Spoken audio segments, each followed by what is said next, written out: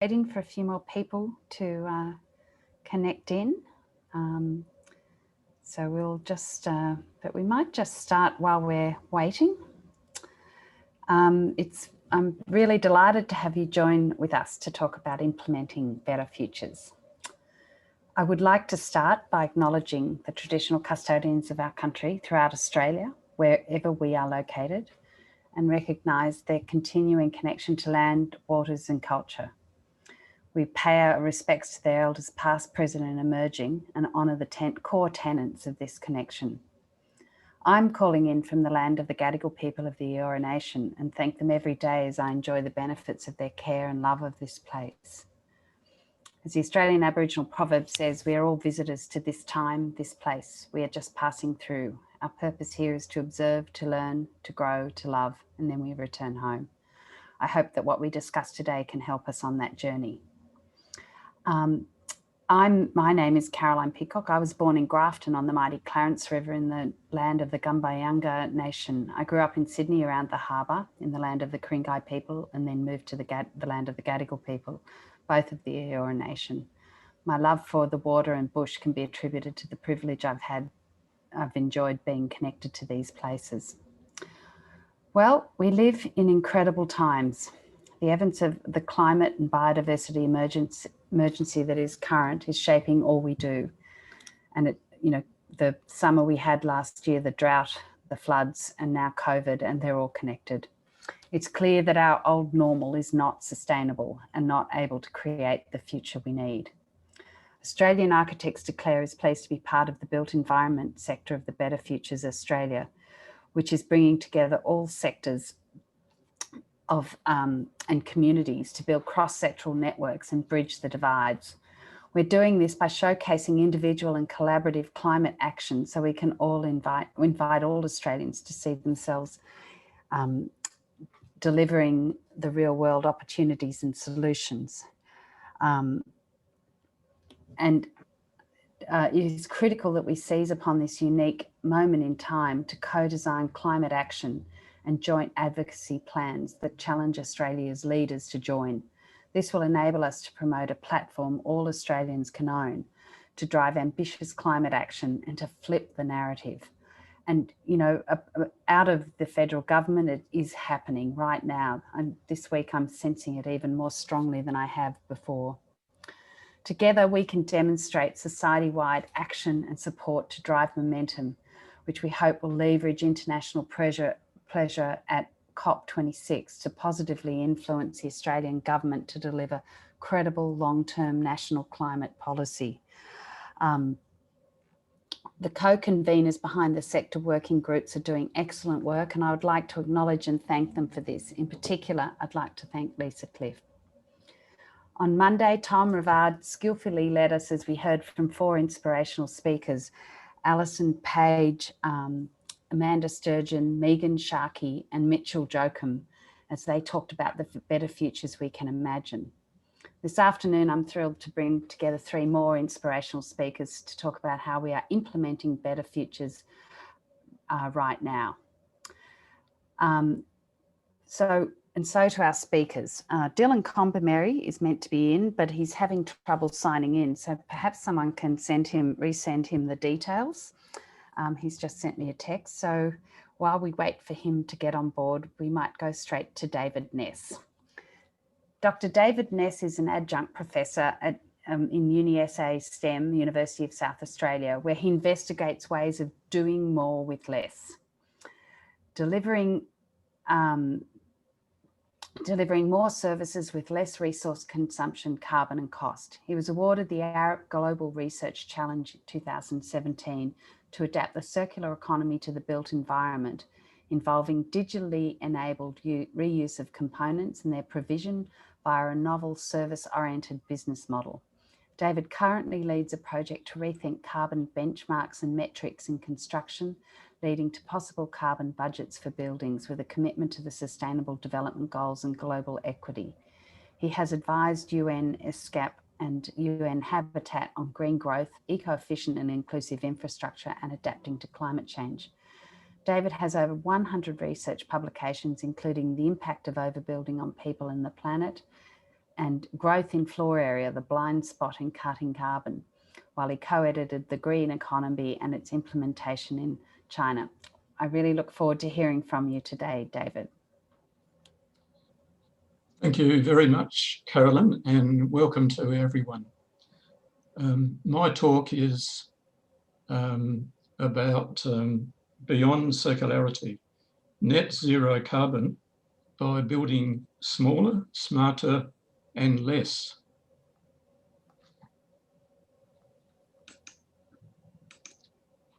So firstly, the circular economy, is it enough? The idea of a circular economy is certainly flavour of the month. The Australian Circular Economy Hub was just launched yesterday, amazingly, in Sydney, and I managed to tune into most of it. It's led by Planet Ark and sponsored by the federal government, so that's a good sign. It is intended mainly to reduce waste, closing the loop by reuse and recycling. It was good to see circular linked with carbon neutral, but reducing resource consumption was barely mentioned. And as researchers have shown, being circular is not enough when consumer demand for goods keeps increasing. And you can see this little diagram here on the right, the closed loop, where raw materials come in and they go through different stages and recycled or reused.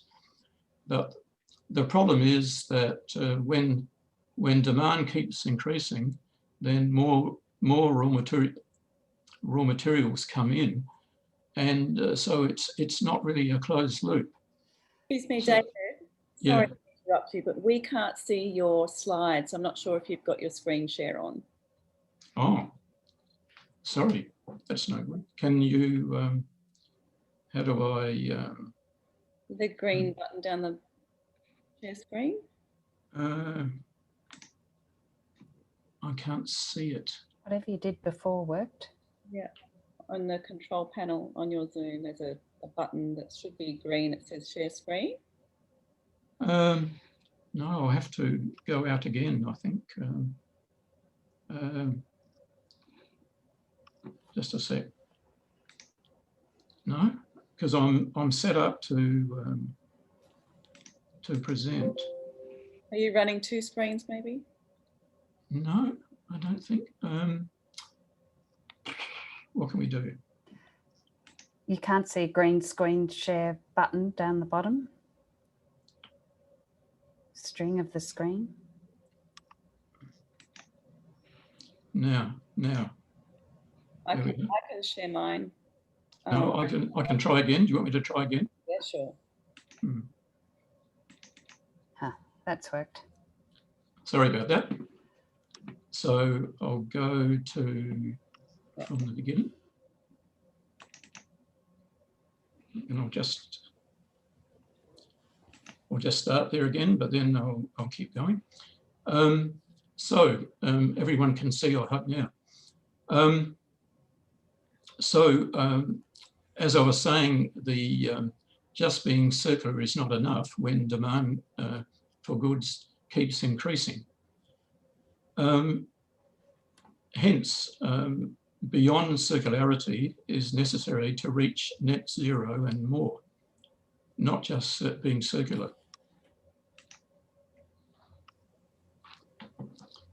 Consume much less for carbon neutrality and equity. According to its founder, Professor Walter who you can see in the picture, an architect, and he's actually a colleague of mine, global climate change discussion is limited to reducing CO2 emissions from burning fossil fuels. This approach neglects the fact that reducing resource consumption always reduces CO2 emissions. You see the emphasis on resource consumption, and also he said, from a social justice and ethical standpoint, the key issue at stake is unbalanced resource consumption at a global level. Well, we can also say within Australia, with perhaps Indigenous communities and others. Walter also said that circular economy works best by intelligent decentralisation or localisation. So I think its true essence has much in common with Indigenous communities, which we can find out when Dylan joins us. In pursuing the Paris target of net zero carbon by 2050, most attention has been on energy efficiency and switching to renewables. But things are improving, and consumption-based emissions are now being recognised, long overdue. Responsible consumption and also equity are also prominent in the UN Sustainable Development Goals. So to make the required deep cuts for carbon neutrality and to meet the SDGs, we must dramatically reduce our consumption, arguably by 90% or a factor 10. There was a factor 10 institute at the start of the 2000s, which highlighted this, but it seems to have been forgotten.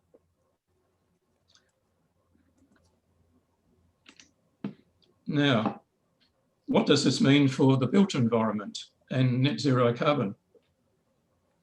Buildings and infrastructure consume the most resources of any sector, 40%, while producing 40% of waste and 39% of global greenhouse gas emissions.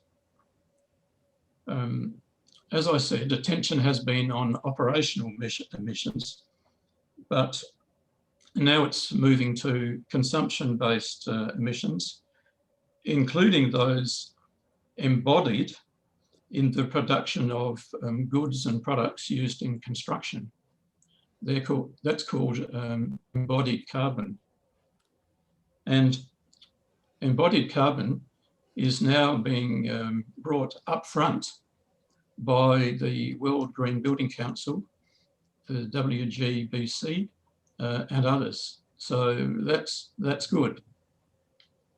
But meanwhile, in Australia and elsewhere, the construction and property industry continues to build big, very big.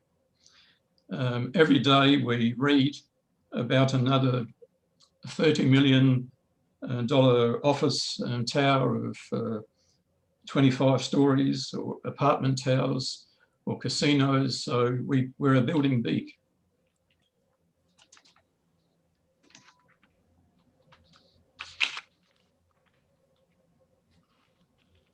Perhaps this is best or worst exemplified by Sydney's Barangaroo, which comprises 490,000, a huge amount of square metres, mixed-use floor area. And Barangaroo, as you know, it's an Aboriginal name, but it seems very far removed from country, which Dylan will talk about later. But despite being so big, the developers, including Lend-Lease, have tried very hard to reach net zero carbon and carbon neutrality, although it's mainly from an operational energy viewpoint. For example, the electricity for lighting, heating and cooling in those buildings. And I should say that Barangaroo we're talking about is on the right-hand side, and on the left is the new casino. Talking about Barangaroo, the international body C40 Cities for Climate Change awarded it climate positive status. It was one of 18 global exemplars. And also it gained 6-star green rating from the Green Building Council, which is the highest.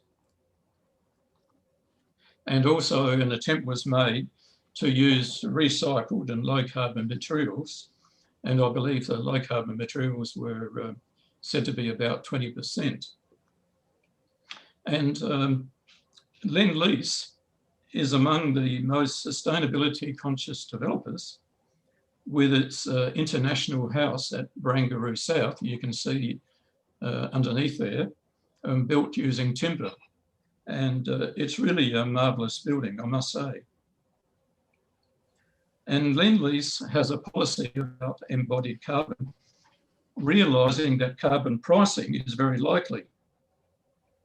Its analysis of the embodied carbon associated with its international towers at Barangaroo, which you can see in the picture,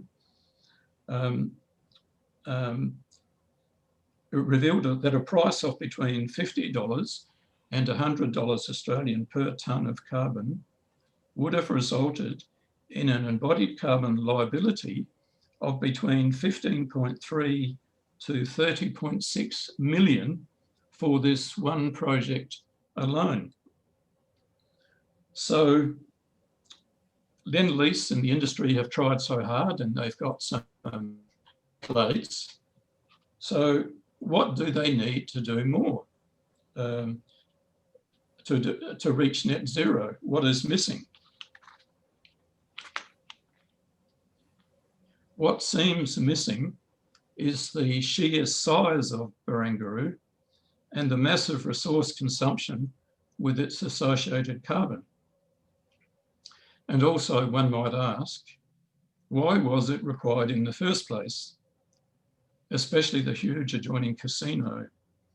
You know, where is the global equity when the world has scarce resources and other countries are very deprived of resources, and yet, you know, there's a huge casino erected at Barangaroo. And also, from what I believe, Barangaroo wasn't fully designed for circularity, change and reuse. So as we go up the waste hierarchy, you can see here, by reducing and reconsidering, we consume less, and also we produce less carbon. So we need to move up to make big gains.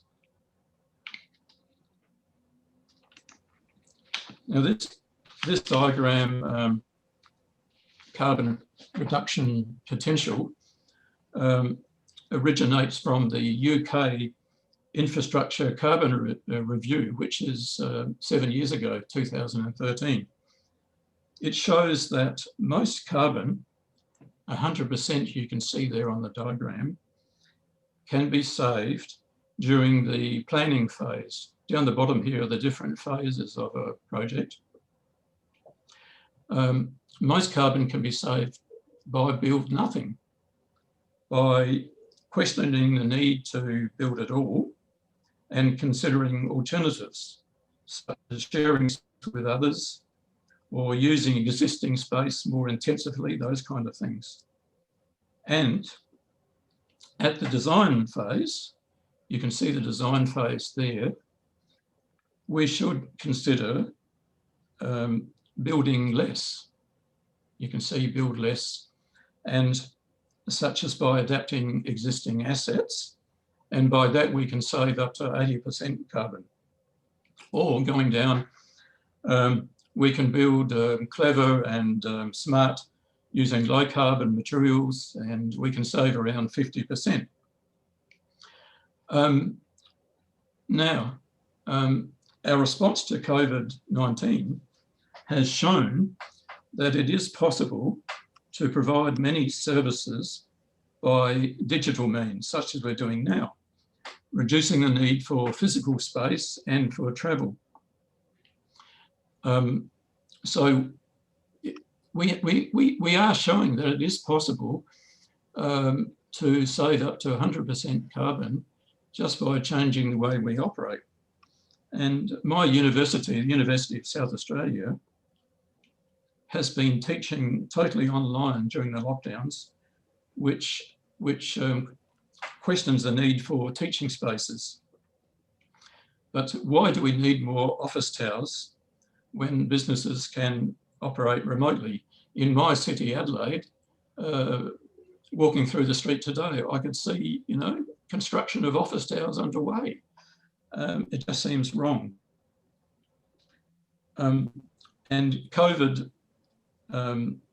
is also leading to people vacating the city to work closer to their homes, again, digitally connected, and ideally in smaller local communities, and hopefully with a deeper understanding of country. And this also compels us to rethink our approaches to infrastructure, because small, localised infrastructure gives communities more ownership, creates local jobs, and we can also save carbon by the use of smart technologies.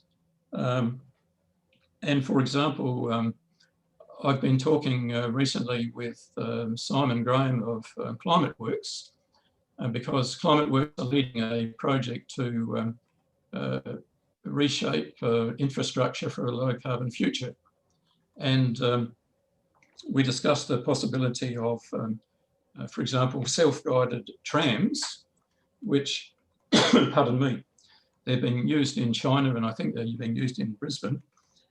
They eliminate the need for fixed rail infrastructure, which is a lot of steel, a lot of carbon, and that enables more flexibility and adaptation of the routes when the demand changes, such as one area of the city might get some increased demand, so the tram can be rerouted there without having to rip up tram lines. So those kind of things open up new opportunities for, let's say, smart zero carbon infrastructure.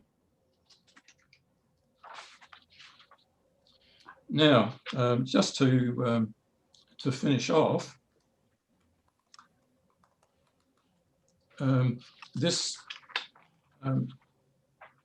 some key takeaway messages for a better post-COVID future. In Australia, we should focus on meeting our service requirements with less new builds, pardon me, whether it's buildings or infrastructure. And but on the other hand, the fast-growing developing world, such as some of our neighbours in Southeast Asia, where I've been, they need resources more than we do, and they need investment, and so we need to shrink our consumption because there's only limited global resources available. But also I should mention it's not just internationally, because in Australia, again, with Indigenous communities, there's a lot of disparity and resources need to be redistributed there. The other point is that if we must build, then we must build for disassembly and change. And that little illustration on the right is from the Arup circular building in London, the end of last year. And you can see from that building can be completely taken apart, disassembled, and put back together again. It can be moved. So that kind of thinking is very much to the fore, but we need to start doing this in Australia. And the third point, we need to adapt, renovate, and share our existing assets, make more use of our existing stock. We've got a huge building stock. Admittedly, a lot of it's not suitable, but it can be added to. It can be gutted, but we can save a lot of carbon by adapting the existing stock. And actually, I should say that in Europe, the European Commission recently launched a renovation wave policy, the renovation wave. So we need to hear more about that in Australia. And the next point is that we need to reform rating systems, such as the NABERS in Australia and the Green Building Council system, to reward smart solutions that consume less. But actually, I'm involved in some work on that at the moment, and some new metrics. But just to move on and to finish off, but for such approaches to gain traction in Australia, a carbon price is absolutely essential. This will favour the reuse of components and adapting existing buildings, while being a disincentive to new construction. The carbon in existing buildings is already spent. So adapting and reusing those buildings saves on the new carbon that we would use by replacing them completely. And another point is that as well as saving carbon and resources, renovation, refurbishment, maintenance and repair activities are labour intensive and create more jobs. Because you imagine that all the labour that has to go into repairing an older existing building, it creates more jobs. And Professor Walter Starhill has made a big statement about this. So the circular economy creates more jobs. Okay, David, I think that's a great place to end, because I think we've just gone over time. We need to allow the other speakers some time. So thank you very much. And very episode, I was having a chat to a journalist today who was responding to the Treasurer of New South Wales's list of 10 buildings to pull down here, which is an extraordinary thing for a Treasurer to get involved in, and hopefully he won't. So thank you very much. And now we'll go back to 𝗕𝗲𝗁𝗁𝗃𝗃𝗃𝗃𝗃𝗃, who I'm so delighted is here to speak to us today. Dylan is the Principal Architect for the Government Architect of New South Wales. He's originally from Queensland and grew up on North Stradbroke Island, 𝗕𝗲𝗁𝗃𝗃𝗃𝗃𝗃, sorry about the pronunciation, Dylan, and is a 𝗕𝗂𝗃𝗃𝗃𝗃 descendant from the Gold Coast. I was thrilled to meet him when he first started working for the Government Architect many years ago. He's a strategic design thinker and social conciliator with a passion for projects that seek to improve the health, well-being and prosperity of Indigenous communities. With over 25 years of experience in architectural practice, he brings his own unique Indigenous perspective to reimagining the built environment.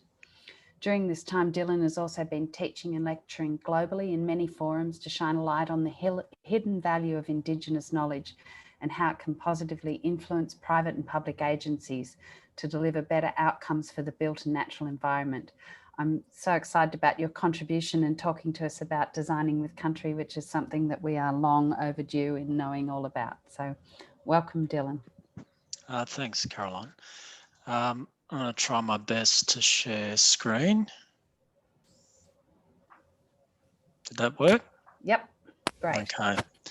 I think it works best if, look, I'll try and do it full screen. Next button along. Oops, no. That one? Right, yep. Okay.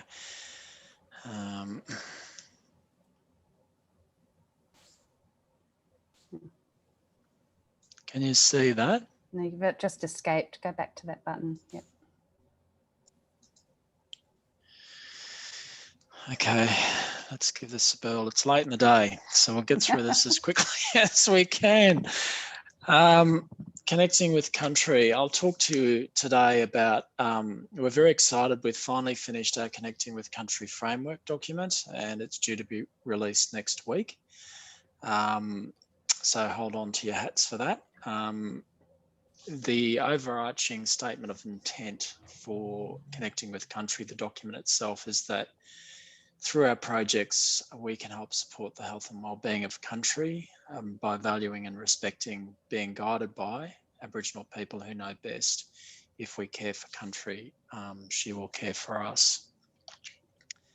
The document's very much been guided by and reviewed by senior Aboriginal staff within the department.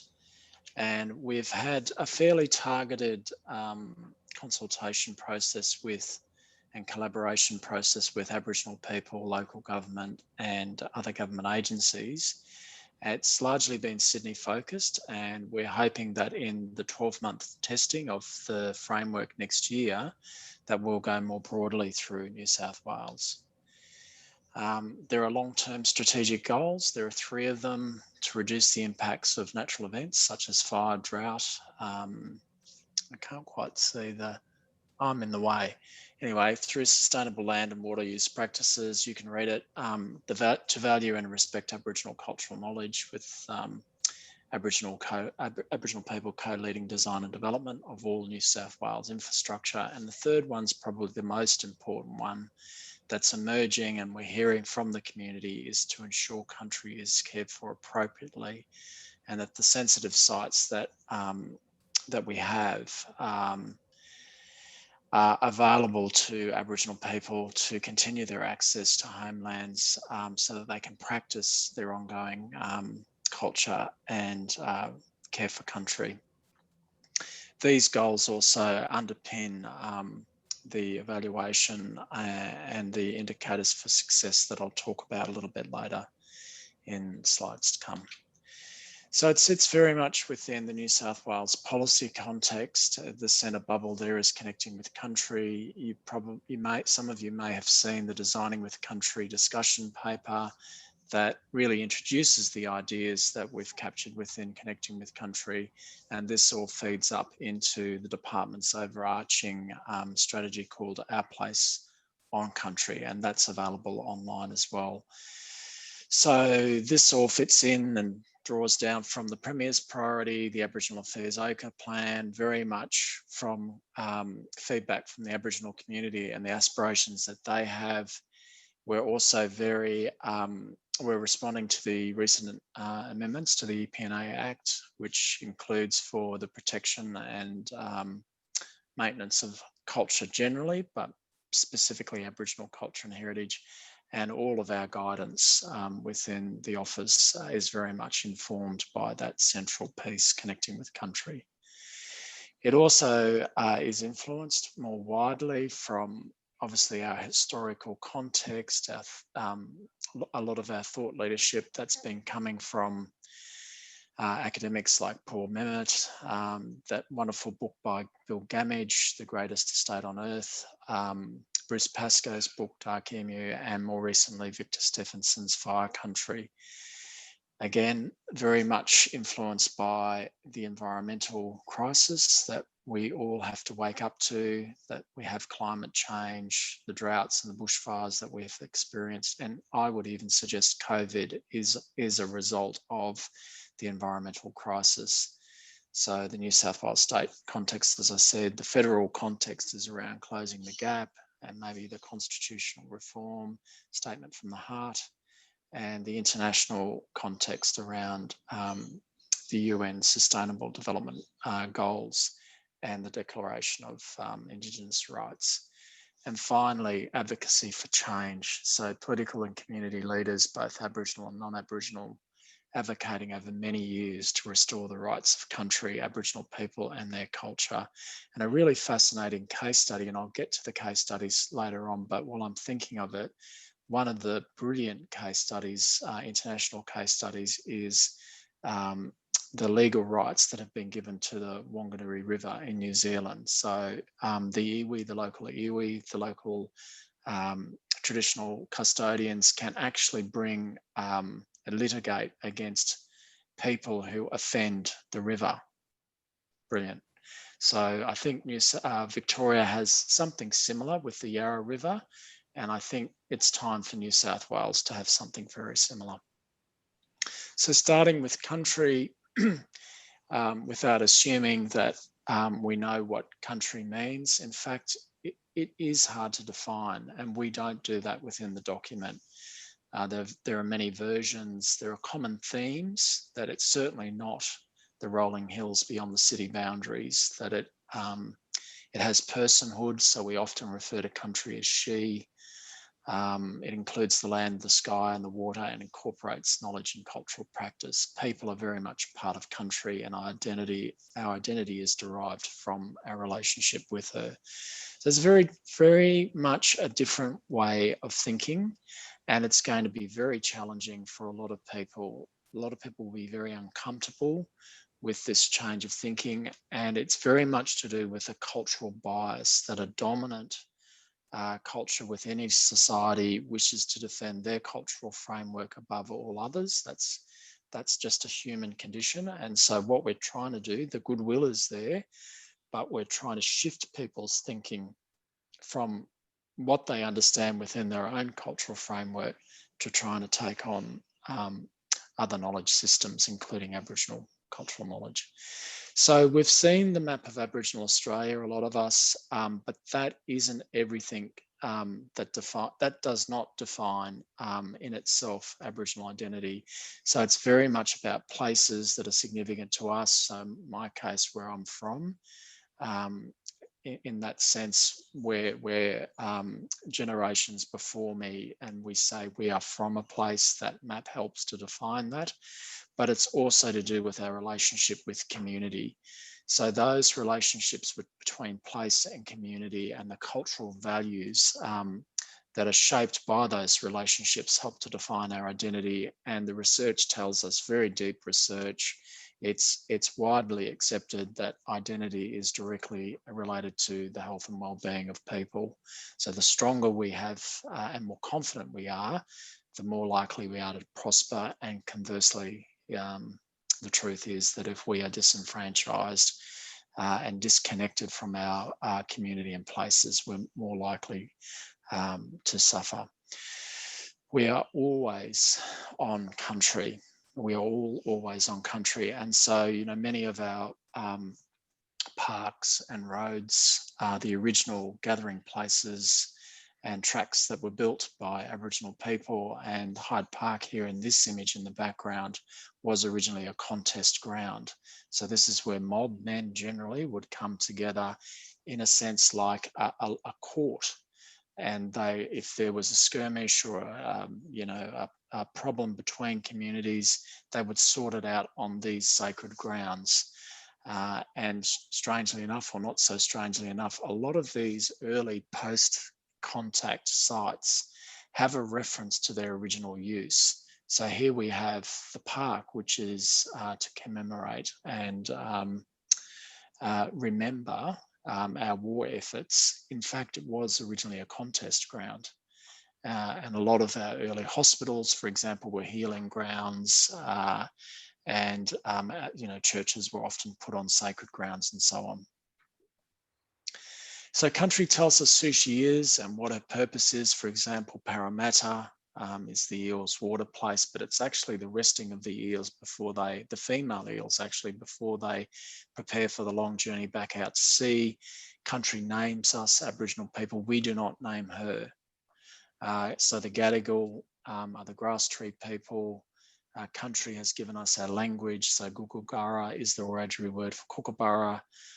In fact, I think, you know, more generally, the languages of the world are generated from onomatopoeia.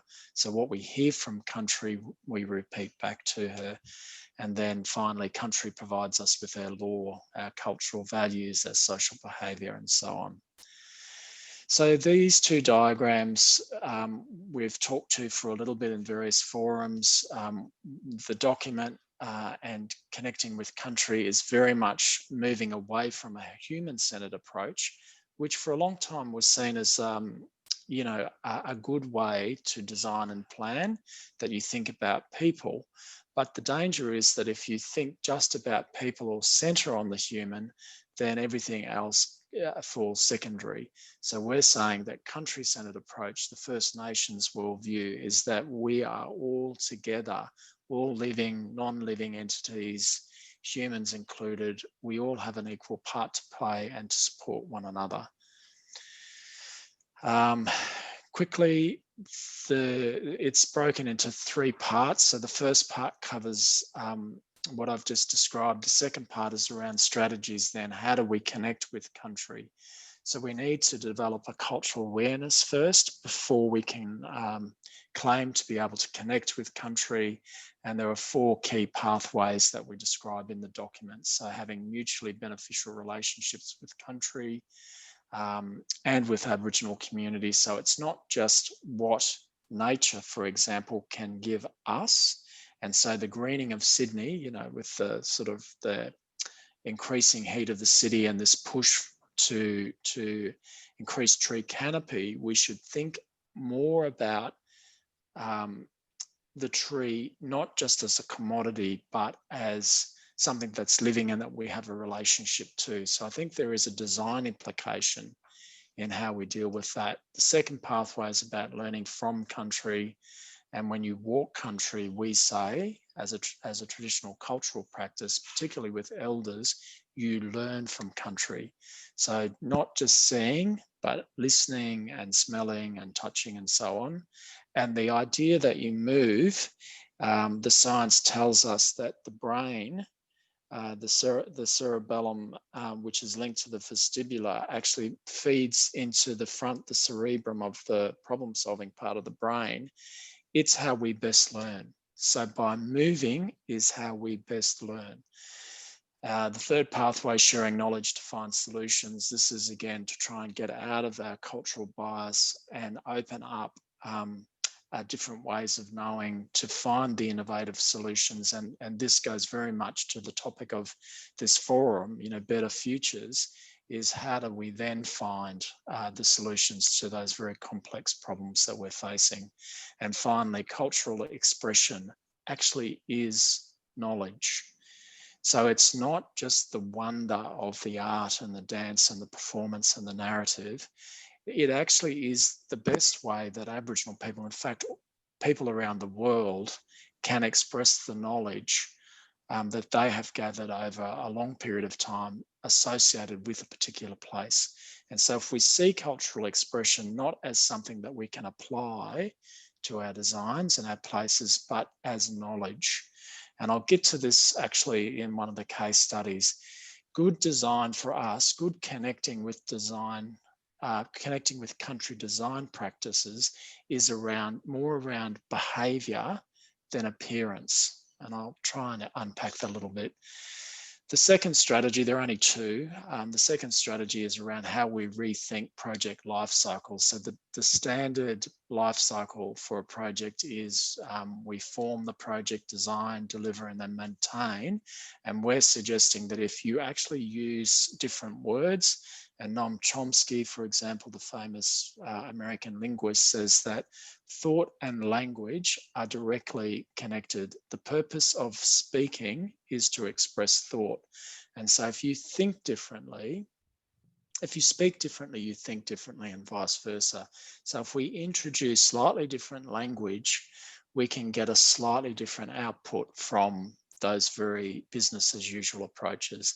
So for example, the first one, project formation, we're saying let's start with understanding what country needs by sensing her and walking with her and so on.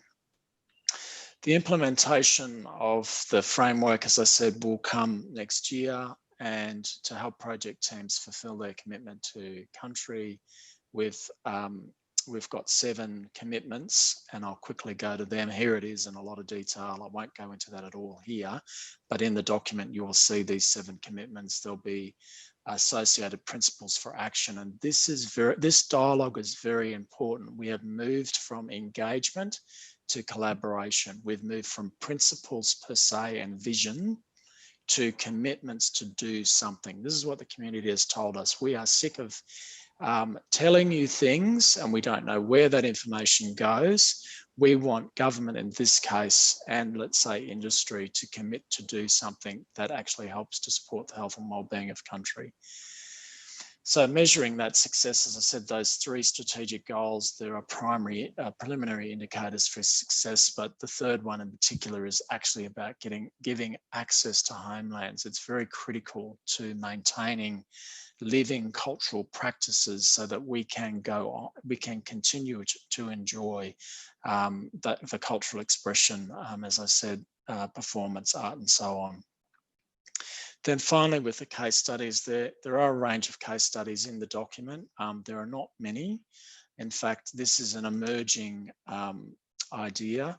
We're very much entering this space for the first time, so there aren't a lot of great case studies, but we've included some that we think that are, and 2 in particular I'll just talk to is the Echo Point Visitor Centre up in the Blue Mountains by 𝗕𝗲𝗺𝗺. And that is very much, as I said earlier, is not so much about what the thing looks like, but how you actually behave, how you actually approach the site. You get ready, you prepare yourself for an important place, and that the building design itself influences the way that you behave. That's very much key, I think, a design driver for connecting with country. And perhaps the second one would be the 𝗕𝗲𝗁𝗺 Botany Bay meeting place redevelopment. So that's around shifting the cultural narrative, which is very much European heavy, to balancing it with the First Nations connection to place. So finally, taking up the challenge, I think everyone needs to prepare mentally, read the document, for example, before design review commences, before you actually undertake your design, and continuously apply and refer to the principles and actions as the project develops. You can't just do a course on connecting with country or cultural awareness and that's it. It's ongoing. It's day to day. It's a forever commitment and an ongoing learning process. And then finally, use these principles and actions to evaluate project outcomes. And it's really important that we learn from what we do and that we share that learning with everyone to help kind of reconnect with country. So I think that's it for me, Carolyn. Happy to sit back and get ready for the panel questions and answers, I suppose, that follow.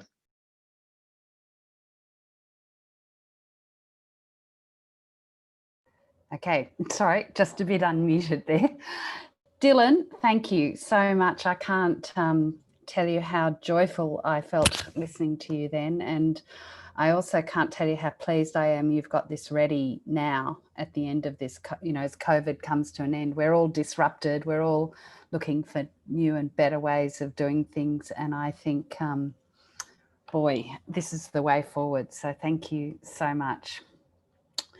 Now we'll move on to our final speaker, Hannah Corlett. Hannah's calling in from London, and so it's actually at sparrow twit in the morning, and she's been up since for a little while now. So thank you, thank you, thank you.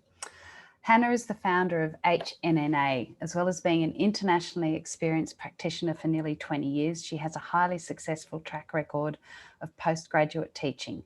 Her knowledge of speculative design strategies has been instrumental in shaping HNNA's approach to design through research. Hannah's work was highly commended at the International Women in Architecture Awards, and she's a member of the steering committee for CLOUD, Centre for London Urban Design Research. She lectures internationally, including being keynote speaker at the 𝗕𝗲𝗺 International Conference, the centrepiece of the 𝗕𝗲𝗺 International Week, exploring the UN's new urban agenda. Before starting HNNA, Hannah worked with Niall McLaughlin and Will Alsop and studied at the Bartlett UCL. Can't wait to hear from you, Hannah. Welcome. Thank you, Caroline. Good morning from London, everybody. A brief thing on HNNA. We're actually a studio of both urban designers and architects, and we we reconsider how to use cities from fundamental principles to make for a better future. So talking about better futures here is obviously very appropriate. And it's important, I think, before we reconsider how to achieve better futures, is actually to reconsider our place on this planet. So I will share my screen with you now and talk you through my slides.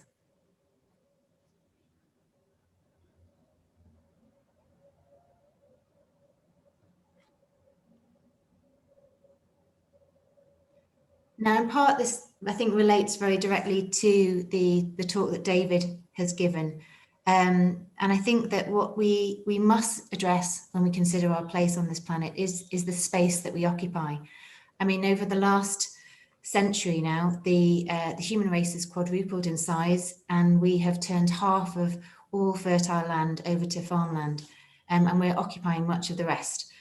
Obviously, this has a consequence in terms of the built environment, not just construction materials and energy consumption related to the sizes of our dwellings, but also to the objects that we fill those spaces with. And as designers, we really must address the space that we occupy. And I'm showing today two aspects of that. First of all is the way in which we live. Obviously, the second being work. And it relates, interestingly, to the way that we are both living and working in a, I don't know why people use post-COVID. We're very much still going through it in London. We don't really know what form post-COVID takes. But certainly this last period of time, this last year, will reshape the way that we live and work. But arguably it should anyway. Now, interestingly, resizing, rethinking the size of our dwellings, as again David related earlier, can have, as his figure showed, a sort of 80% carbon reduction by building less in the design phase.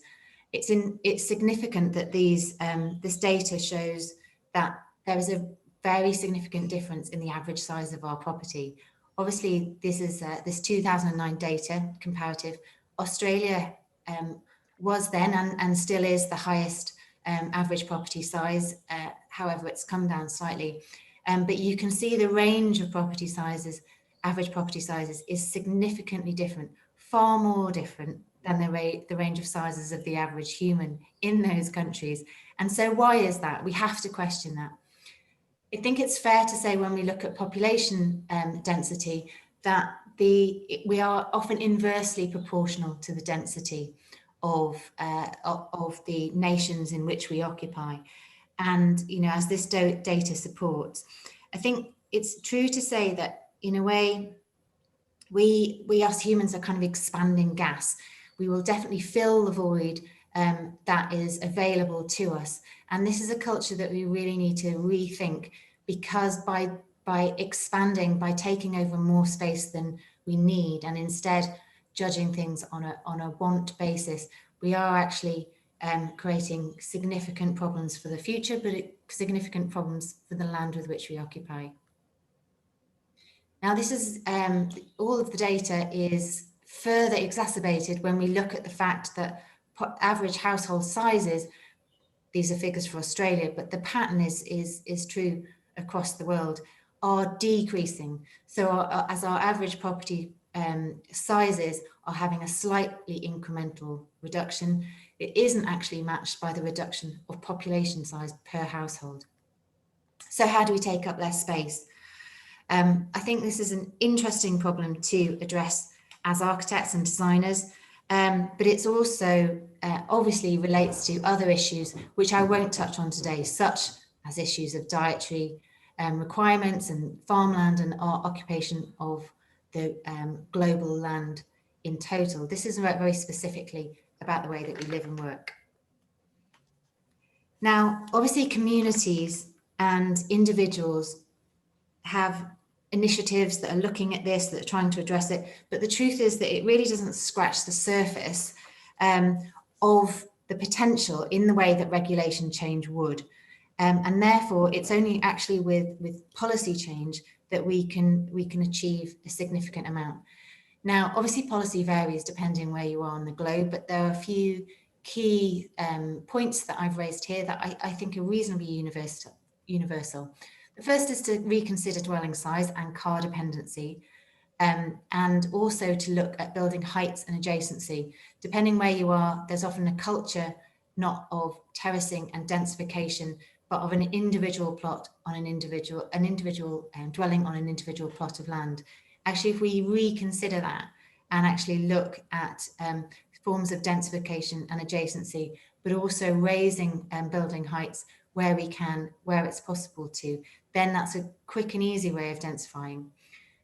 Now, minimum space standards do vary across the globe, but they are very significant in that they're something that were introduced as a progressive act, but as we as a population grow so much more dense, they are becoming problematic.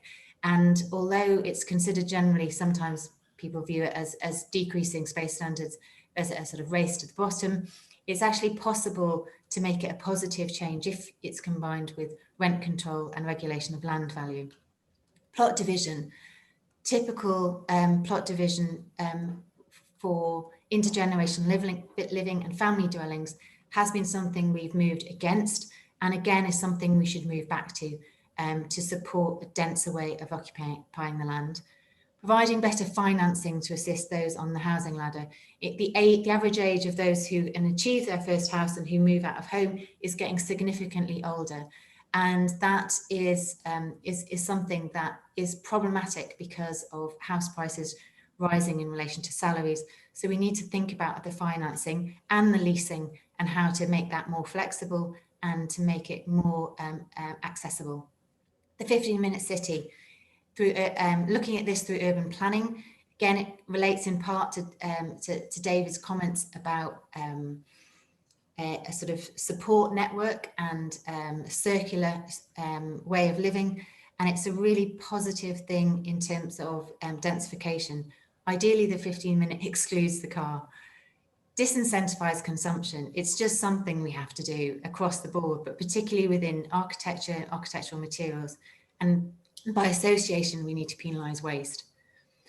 So a lot of people globally are already looking at this, how to build smaller without losing quality. So really looking at quality over quantity. Interestingly, Australia actually has less restrictions here than we do in the UK, where UK space standards say that any new dwelling has to be over 37 square metres. So you'll see that has a significant impact on what Britain can offer. But there's a vast array of different nations and different architects who are really trying to rethink how we live and how to make that a qualitative space, not quantitative space. Here's one example showing that it doesn't have to be a kind of Heath Robinson offer where there's, you know, gadgets and pullouts and so much difficulty. You can still have all the usual spaces that you require, but in a very small, tight, constrained space, which is a real opportunity for those who are struggling to get onto the property ladder to make spaces like this available. Other ways of thinking about how we densify the way we live are to not necessarily consider directly one person, one dwelling, but look at a family setups. As we grow older and as a nation, our average sort of age limit is increasing, then we have multiple generations possibly housed in one dwelling. This has lots of positives, not just economically and spatially, lots to say about how this improves mental health. And there are interesting designs coming out in relationship to this.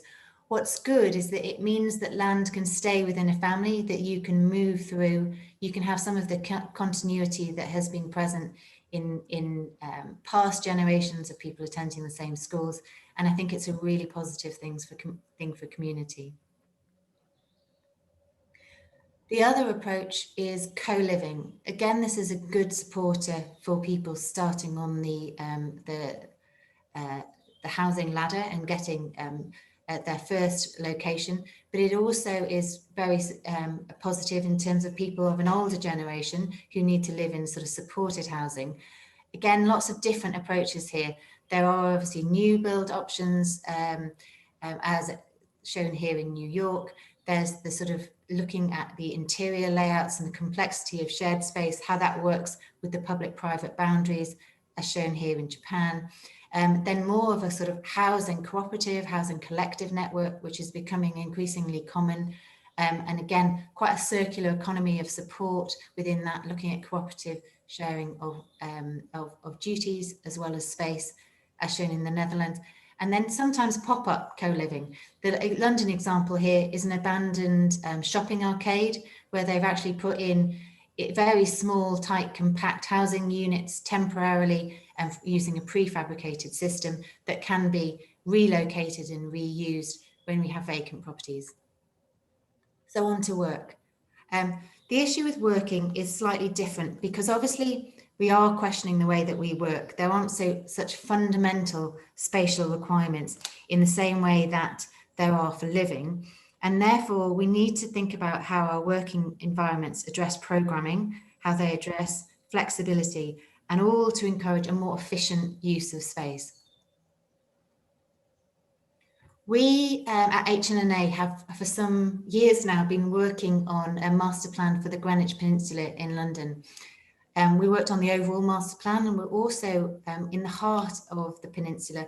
We've set up this city block, which is producing the what's called the design district. We are both the master planners and one of the 8 architects. It's a subdivided series of different building types in terms of their mass, but they all provide studio spaces for creatives.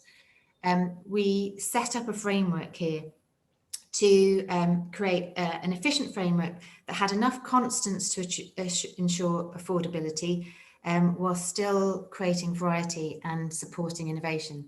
The whole premise for the design district was that the construction cost be kept low, and by doing so it would mean that creatives had a permanent home at an affordable rate in the design district. So very much creating the heart that would support the communities, but also be highly permeable so that it would be something that could be accessible and lots of places for exchange. Now there's different forms of sort of supporting innovation in this. It's currently under construction. I'm pleased to say, hopefully we're completing, if there's no more sort of COVID bumps, in spring of 2001. Now, the different types of innovation are obviously to create platforms for creatives and their own innovation, but also to set up an urban framework that would allow the architects innovation and creativity.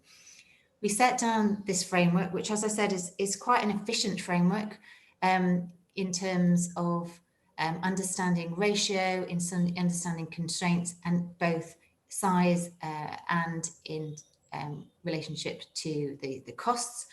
But then we lifted quite a lot of other constraints that you might be familiar with, such as a materials palette or functionality within the space. And this was in order to really get the architects to innovate around the framework and also to achieve highly sustainable skins. As you see with this kind of option, which is not a big piece of architecture to accommodate big business, but actually much more human and domestic in scale. The skin is a really significant component part, and hence looking at these ratios. We chose 8 significantly different architects, but all chosen because we knew that they had the capacity to be innovative. Just briefly to show you how a few of the 8 architects interpreted the brief. The first here is Architecture 00, which is a London-based firm who work throughout Britain. They actually took our NIA to GEA ratios of efficiency, which is how to make the core and any shared space minimized so you have lots of lettable area. They took that and rethought it, putting all of the access space, all of the circulation on the exterior and making it exterior space. So you're not heating those voids, And it also means that you make a much more efficient skin because it just surrounds the usable space that people are occupying. And by doing this, the ratios were fantastic, I know 100% in effect. And it meant that within the space that we'd given them, they could make the addition, which wasn't in the brief, of a multi-sports space on the top floor. Next architects were 𝗕𝗲𝗁𝗁𝗀, who are a Spanish firm. They work really interestingly with both materials and colour. They had a site that was next to a bus depot, which actually has 100 buses an hour and is both an acoustic and an environmental air polluter. And so they took the remit that we gave them to create a winter garden that provides external circulation space and also a buffer space to the bus depot. This means that you have all those kind of happenstance meetings happening in effect, a covered external area, again, maximising the idea that circulation takes place in the exterior, and we minimise the interior space that we have, both for energy and material consumption.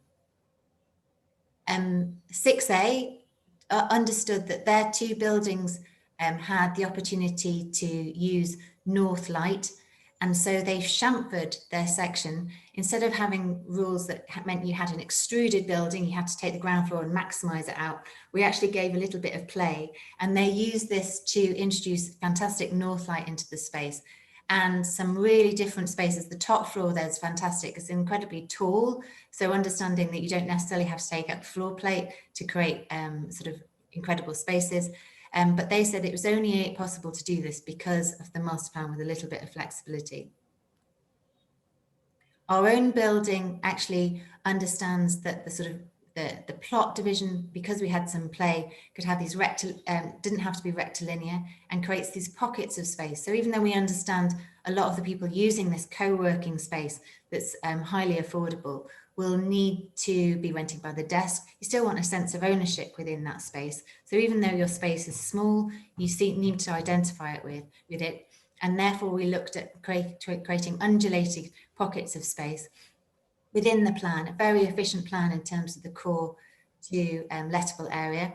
And we also looked at using a single building rake, but because of the curves, that gives you an undulating roof ridge, which creates interest, but efficiently and cheaply.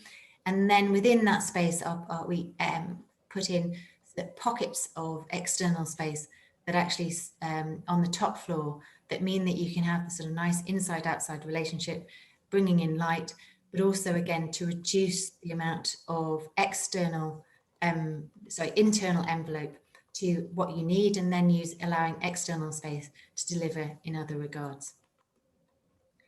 Not just the spatial changes that we looked at in terms of the offices, but also the leasing of it. I don't know about you, but I spent a lot of time working at home in the last year. As a consequence, people are starting to question whether they need an office for 5 days a week, 7.5 hours a day. And we also know that outside of that time period, people aren't using the offices in the evening and they're not using them in the weekend. That's simply a waste of space. And therefore we're rethinking the way that we work and what we need from an office. So that one of the leasing plans, and there's a huge variety for the design district, is this idea of the on-off office. Now within that regard, it's understood that people might want to rent by the hour. They might want to rent office space, but what they can also do is rent for 1 or up to between 1 and 3 days a week, and do that on a shared facility, and that the landlord, instead of being kind of an invisible body, would be active and would be able to change the space according to the user. So the office is on when you need it and off when you don't. This is a sort of step on from the idea of hot desking, where you don't necessarily get the same space, but it actually shows that space can be adaptable and can be used 24/7, which is really how we need to think about offices.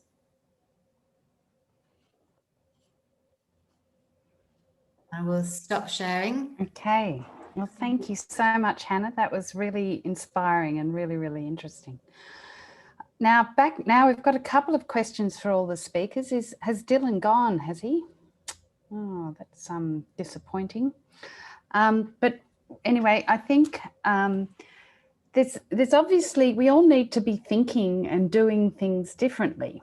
And it's just really interesting. I mean, I suppose with the COVID disruption, that's a start. But, you know, as 𝗕𝗲𝗺𝗺𝗀𝗺 sort of points out, within our neoliberal frameworks, most of the strategic goals the government and industry sent out sort of align us to really, to what we've been doing, which results in things like Barangaroo and bloated house sizes. So how do we change people? How do we change that cultural difference? How do we sort of get people to want less? How do we get people to share? How do we, can we use parameters of other ecologies? Oh, here's Dylan, great.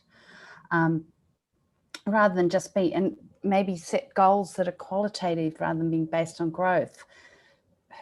Who would like to start on that one? Maybe Dylan.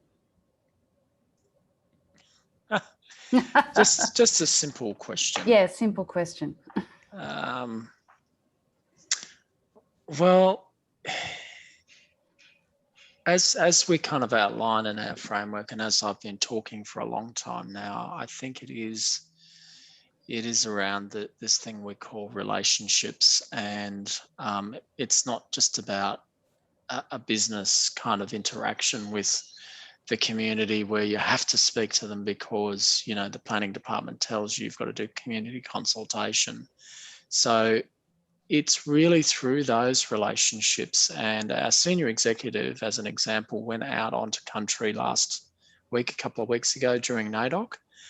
So the most senior person within our department, 𝗕𝗲𝗁𝗃 and, you know, his core team, they went out onto country and they really were told by our senior Aboriginal leadership, your job on this trip is to say nothing, is to listen. And so the Aboriginal community that they met along the way, so they went up to Bourke, they went out to 𝗕𝗂𝘁𝗂𝗿, you know, far western New South Wales, where particularly the water is the issue for them out there. And the 𝗕𝗲𝗁𝗃 people, the 𝗕𝗂𝘁𝗂𝗿 people, that's their mob, the 𝗕𝗲𝗁𝗃. So 𝗕𝗂𝗁 is water and 𝗁𝗃 is people. They are the water people. And so the old ladies from that community told 𝗕𝗲𝗁𝗃 and the others that if you understand 𝗕𝗂𝗁𝗃, we are the river people, we are literally the water that's dying out here. The water is not getting out here. We are dying as a consequence of that. And it was so profoundly moving that, you know, the proof of the pudding actually is then what happens when they return to the city. But water is somehow in our remit as well. We've got an influence over the water within New South Wales. And I think those sorts of experiences are what fundamentally change the way we actually think about this stuff, so that we're not in our ivory towers, we're not sort of looking at data on the computer screen and so on, and COVID's complicated things. But if we can actually get out onto those communities, you know, into those communities, not just Aboriginal communities, but just communities that are outside of the city where we mostly live, then, you know, as decision makers, I think we can start to make the right decisions. There must have been some shifts in government that you've been able to, you've been sponsored to do the work you've already done, which is fantastic. But it's got to go further, hasn't it?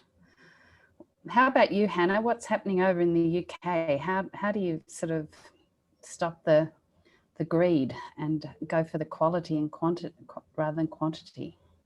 I think what's interesting is we are in a sort of a pinpoint moment here. If you were to make a comparison, you might make the comparison to sort of post-World War London, where there were significant shifts in our national health system and in our social housing. And that came as a consequence of a change of power, and the people who came into power post-war having a really innovative attitude to who they commission to do the work and how they commission people to do the work. I think if you take London specifically, you see that the way that social housing shifted and the way that our health centres and healthcare centres shifted was moved on significantly by a group called Tecton, of which 𝗕𝗲𝗁𝗃𝗃 was key. And they were commissioned to do the work on both of those in terms of, you know, government commissions. Yet previously, all they'd really done is some animal shelters in the London Zoo. But they'd used technology, interestingly. They'd used, it had sort of interesting spatial relationships and looking at relationships between inside and outside, as well as materials. And someone basically took a gamble and a bet, thinking these people are innovative. Let's get them in to rethink how we look after people, how house people at a really crucial time in relationship to sort of people returning from the war who were both injured and unable to work. Now, that kind of bravery we need now. We need people to come on board and say, look, rather than doing it the way we used to do it and commissioning the people we used to do, let's think about getting some new ideas on the table and be brave about actually actioning those ideas. So rather than being sort of paper architecture, actually shaping our built environment to match the times. Wow. Bravery is a very well, no, I think people are brave, but they've got to be brave, not just in their thinking, but in their actions. It is time for action, isn't it, Dylan? I think we've done so much talking, but now for action. David, what about you? What's your contribution? How do you, what wisdom can you offer for us to make these changes? I think the property industry, you know, the Property Council of Australia, the way they view urban development is just build bigger and build more, and the bigger it is, the better. And taking up the valuable ground space that Dylan mentioned, you know. So I think, yeah, I was very interested in what Dylan said about Aboriginal people being, you know, having a say, or, you know, at the very early stage of projects. And Dylan mentioned those words, I remember, or written down, such as sensing. In the project formation stage, it's really sensing. So imagine if the developers were, you know, went around and listened to the Indigenous people and all the culture of the country. It could make a difference. But there's some very sad things that have happened. I remember there's one place down south of Adelaide, 𝗕𝗚𝗃𝗃. It's a marina was built there, and that's an Indigenous. It's a 𝗕𝗂𝘁𝗁𝗃 trail down the coast. And when I was there once, and there was a big gap in the hills, and you could just sense the country. Honestly, I felt it there. But what happened? The developers came in and covered the whole landscape with houses. Yes, we need to stop that, David. I think Dylan would be the first one to say no more. And I think, you know, that idea of, say, of giving a river a rights. Imagine if the Murray-Darling had rights. Is that being talked about, Dylan? You're on mute. Hang on, can someone unmute? Lisa, can you unmute Dylan? Lisa or someone, please. Yeah, there you go. Oh, Dylan? Right. Sorry, I couldn't do it myself. So sorry, yeah. Caroline. So the question again, well, I was madly is anyone talking buttons. about giving the Murray-Darling rivers rights? Yeah. Look, there's a really fantastic project called the 𝗕𝗵𝗃𝗁 Wetlands Project, and it's got state and federal, it's been completed, but the state and the feds got together with, you know, the local farming families and the Nari people, the Aboriginal people, and they worked together collaboratively to ensure that the wetlands that run alongside the Murrumbidgee, the lower Murrumbidgee, could actually be restored. Because all that water was being drawn up by the farming families, the water wasn't actually flooding and getting into the wetlands, and so that part of country was really suffering. And so they worked together to install infrastructure that still allowed the farming families to draw the water that they needed, but they installed, pretty prosaic things like water tanks, but also these gate channels to then allow at certain times for that water to be diverted into the wetlands. And so then all of the country that needs that wetlands comes back alive. So, the waterfowl and, the vegetation and so on and so forth that relies on that water starts to return. And then the 𝗕𝗃𝗃𝗃, the Aboriginal people who have responded to country, listened to country over many generations to generate their cultural law and their cultural practice, it then actually makes sense because, the water features, which are so much a part of their cultural dreaming, is active. And so whilst it's not sort of enshrined in a law, the rights of country, I think there are really big moves that particularly New South Wales are making, and they can go further, but it is, I think, a step in the right direction to recognising that, country is a part of actually everyone's identity, ultimately. I think what you're describing is what the Indigenous approach to all of this is, what regenerative design is all about. Obviously another white man's appropriation of an Indigenous idea, but I think that's sort of totally listening and spending time and planning and being and giving time and space to the evolution of ideas is so important. And I think that, it's a bit like what Hannah and David are talking about, is that we need to work out how to do less but do more. So, do more with less. And that, I think, comes with that whole listening. I'm not sure if if anyone's got any urgent questions, just put them in. But in the meantime, I'm just going to ask you, we've got a special request because on Friday, we're going to be talking. We're hoping that all of you will send in a postcard about what your ideas for the future are.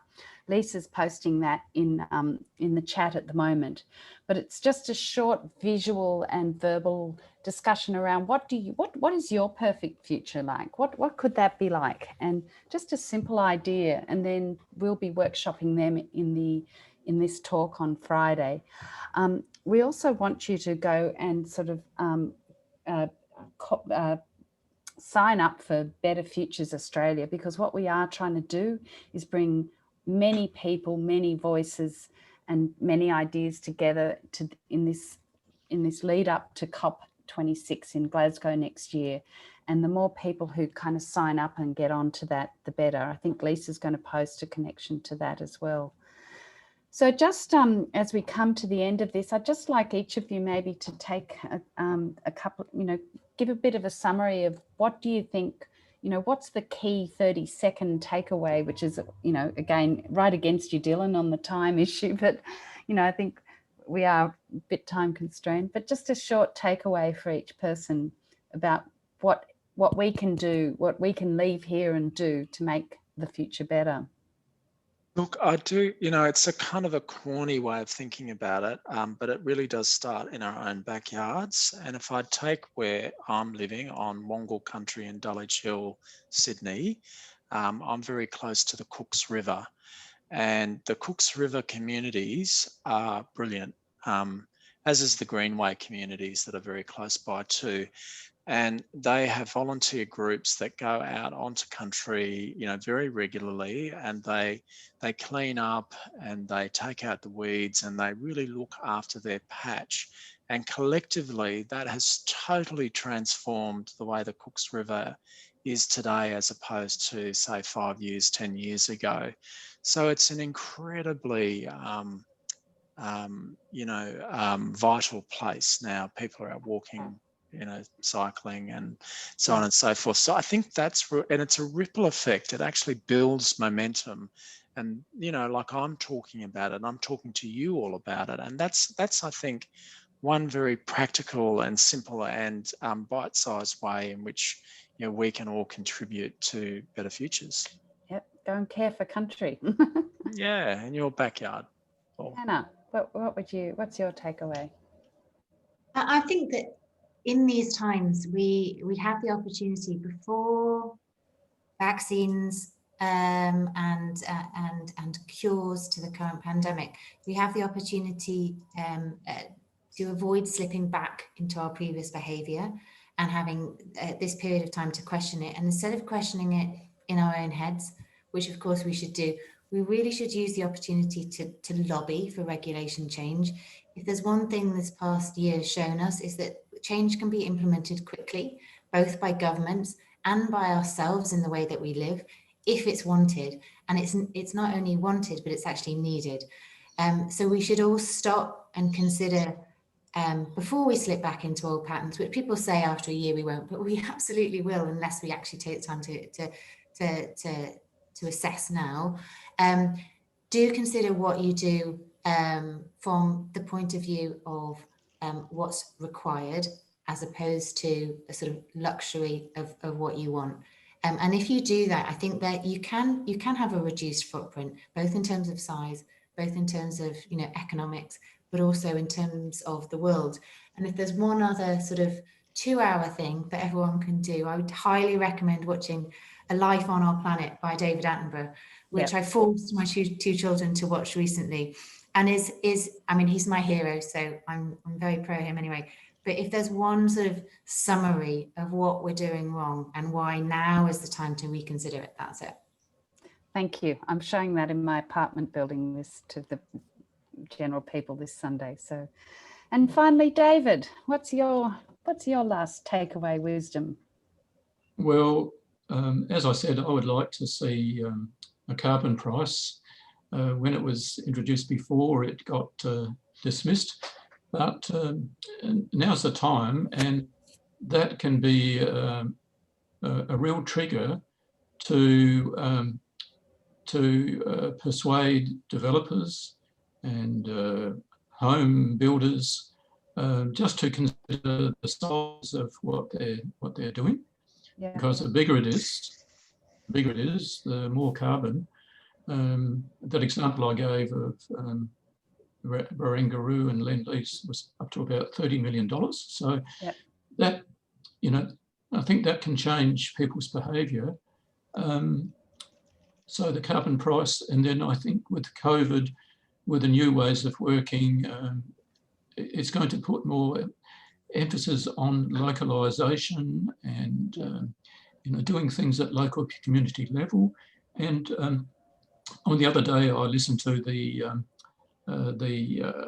Circular Economy Australia launch, and there's a real opportunity there for the Indigenous people to be front and centre of the circular approaches and smaller scale thinking.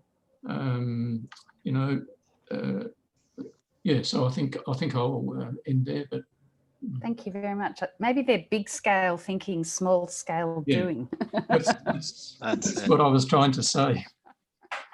Okay, well, on that note, I think we might say thank you so much, everyone, and thank you so much for getting up so early, Hannah. Your contribution's been fantastic.